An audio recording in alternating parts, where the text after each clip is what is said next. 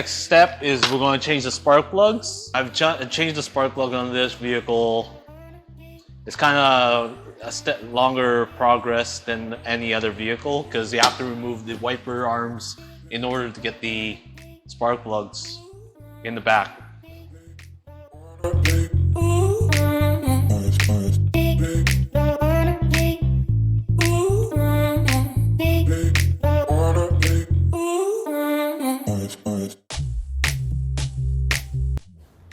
Hey folks, so you can see I'm a little bit dirty now. What's the life of a mechanic? Anyways, I just removed the spark plugs, as you can see there. See, it's back here. Let's see, focus. Oh, you can't see, but here, anyways. Right there. That's where the spark plug glow goes.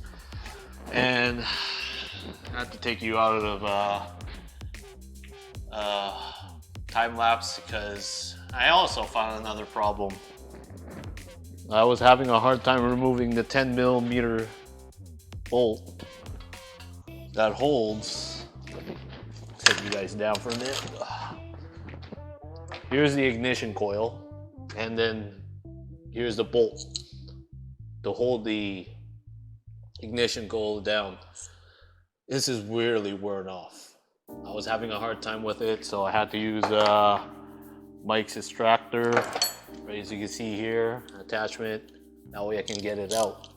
But if it's really worn out, again, this is what you get when you're in salted area, salt in the roads, or salt in the road near the ocean.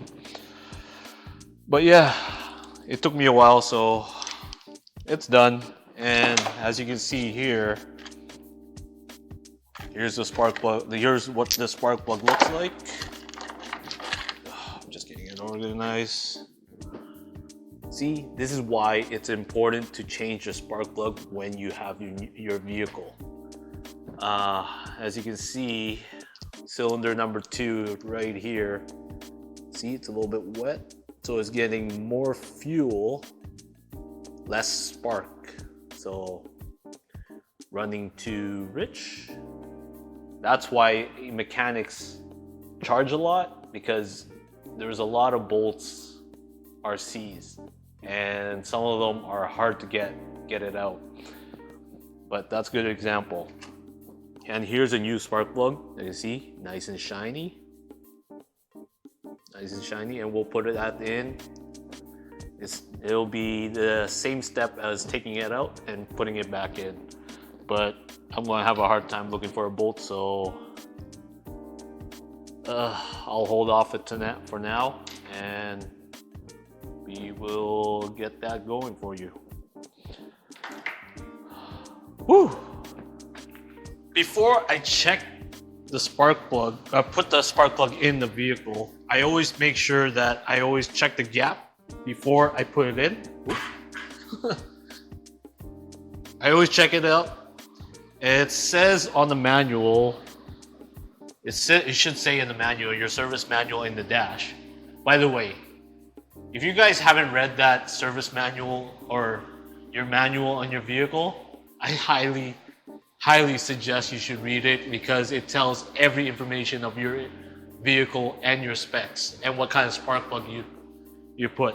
This one didn't come one, but luckily in Mike's Auto, we have a program that tells every specs and labor hours to do a specific job. But anyways, back on track. Before I put the spark plug on in the Honda Fit, I always check the gap to make sure it's the right gap in each one. Reason being is because when you buy, like, say you buy the spark plug in the box, you don't know if it's been tampered with, or say it's been dropped, or anything. It could be. So That's why I always double check the gap before I put it in. If it doesn't have the right gap, it won't start or it won't run properly. So I always check it before I put it in. It's a good tip to know. Looks good. We are okay. Alright folks, I'm going to start it for the first time with the new spark plugs and see how it sounds like.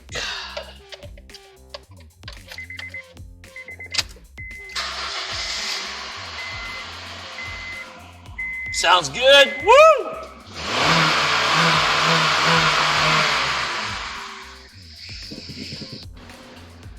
So that pretty much wraps up this video. The next video I'm going to change the belt.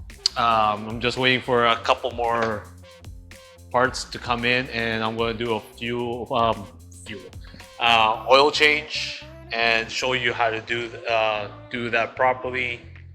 And what else? And I don't know, flush maybe, I don't know. Everything looks when everything's fine. I don't think I'll need a flush because the heater's fine. It's not overheating. I'll do it maybe to show you. Let me know if you guys want to know how to do that. I'm just going to clean up in the garage really quick, and I'll wrap up the video.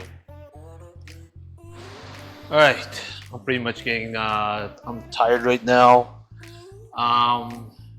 If you have any questions about anything about what I've done to this done today, put a comment down below and I will try to answer all you guys' questions.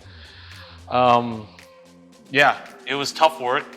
A lot of bolts were seized. That's what you get when you're in Canada, and for I don't know how long it has been sitting. So yeah.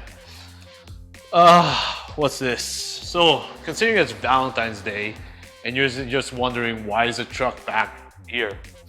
So I'm just saying, okay, why I got into cars is because my dad, he was a mechanic in the Philippines. So growing up, I pretty much grew up as a mechanic.